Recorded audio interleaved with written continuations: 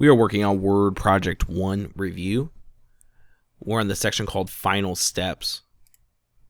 The first task asks us to go ahead and create a macro. We're going to store it in this document. It tells us to give a name and some actions it wants us to do. I would be careful where you have your cursor in this document because it can apply these settings to your document without you meaning to. So we can put our cursor here anyways, and it will pay attention because if we make any changes, we can just undo them. So with our cursor here at the bottom of the document, what we want to do, we want to go to the View tab here at the top, and what we're going to do is go to the macros.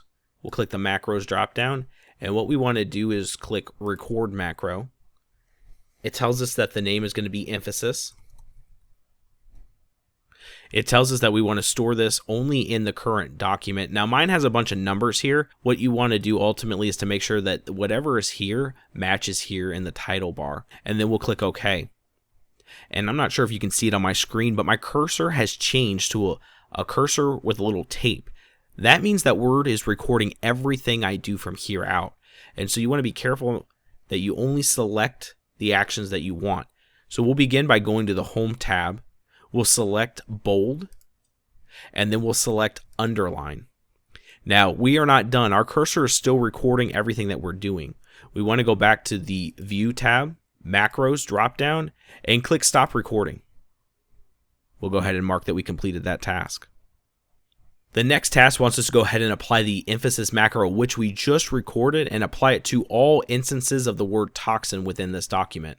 The easiest way to go ahead and find each one of those is to hit Control F on your keyboard, or you can do it from the Home tab here and go to the Find, but I'll go ahead and click Control F. What we want to do is go ahead and type in the word toxins, and then what we want to do is go through each instance of it, and with that highlighted, we're going to go back to the View tab, Macros drop down, View Macros. And what we can do here is click Run. And then we'll go back to the next one. View Macros, Run. And we'll keep going through. I believe GMetrix in the steps tells you to go ahead and just select each instance by holding the Control key and selecting it. My only fear with that is that you accidentally select too much text and apply it to things that you do not want. We'll continue running this macro here. We can close out of this navigation pane, and we'll go ahead and check off that we did this task.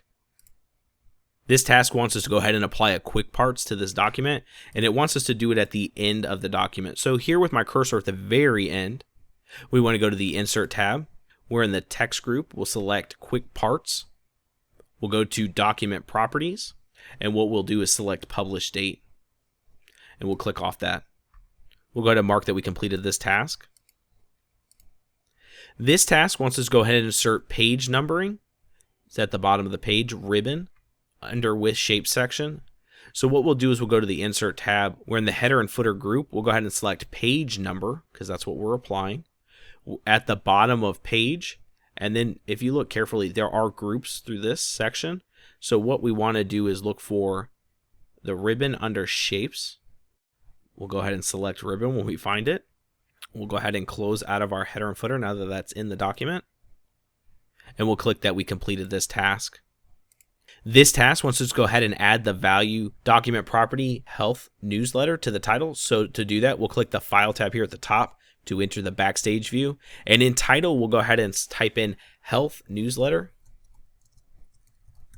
And then something that I've noticed that my students do is they'll hit space on the keyboard here in the title, and that will mark you wrong. Make sure you just type the text and click out of it to set it, and we'll click out of the Backstage view. We'll go ahead and mark that we completed this task. This task wants us to go ahead and limit the editing in this document. So we'll go to the Review tab here at the top to do that. We'll select Track Changes. We'll click Lock Tracking. We'll go ahead and type in GMetrix, which is the password that they put in the instructions. We'll click OK. And we'll click that we completed that task. And then our final task of this section tells us to go ahead and make some option changes. So we'll go to the File tab here at the top. We will go to Options here at the bottom. Under Display, we'll go ahead and make sure the box is checked for Print Document Properties. which is this right here, print document properties. And then under proofing, we want to disable the box that says check spelling as you type. So we'll go ahead and uncheck that box. And then finally, we want to go to the advanced section and look for allow open and draft view. We'll go ahead and check this box. The advanced section of the options dialog box can be pretty exhaustive and can be very hard to find things. So don't panic, just carefully look through and you will eventually find it. We'll go ahead and click OK.